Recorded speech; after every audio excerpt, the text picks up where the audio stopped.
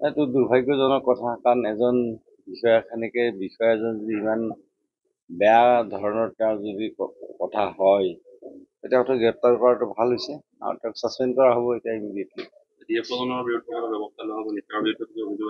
তেওঁৰ বিৰুদ্ধে যদি কিবা আছে তথ্য, তেওঁৰ বিৰুদ্ধে ব্যৱস্থা লোৱা হ'ব।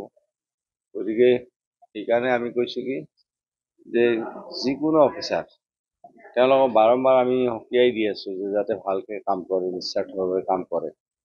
গতিকে এতিয়া ভিজিলেন্সে যেতিয়া তেওঁলোকক ধৰিছে, তেওঁক ছাছপেণ্ড কৰা হ'ব বিভাগৰ পৰা। মানে আমিতো এতিয়াতো লাইচেন্সটো একচুৱেলি বন্ধ কৰি ৰখা হৈছে। গতিকে বন্ধ কৰি যেতিয়া লাইচেন্স বন্ধ কৰি ৰখা হৈছে, তাৰে ভিতৰত কোনোবাই যদি ভাবিছে আৰু লাইচেন্সটো কোনো ৰেঞ্জাৰে দিব নোৱাৰে, তেওঁ এইবিলাকত সোমাইছে কিয়? ৰেঞ্জাৰতো তাত কোনো এখতিয়াৰ নাই। গতিকে যিসকলে তেনেকুৱা ধৰণৰ বেআইনী কাম কৰে তেওঁলোকৰ বিৰুদ্ধে ব্যৱস্থা লোৱা হ'ব। সেইটোতো কঠোৰ, এইটো তাৰ কোনো কথাই নাই।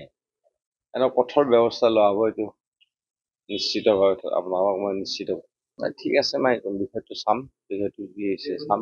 মই কথাটো জনা নাই, এতিয়া আজি গম পালোঁ আপোনালোকৰ পৰা, গতিকে আমি চাম বিষয়টো।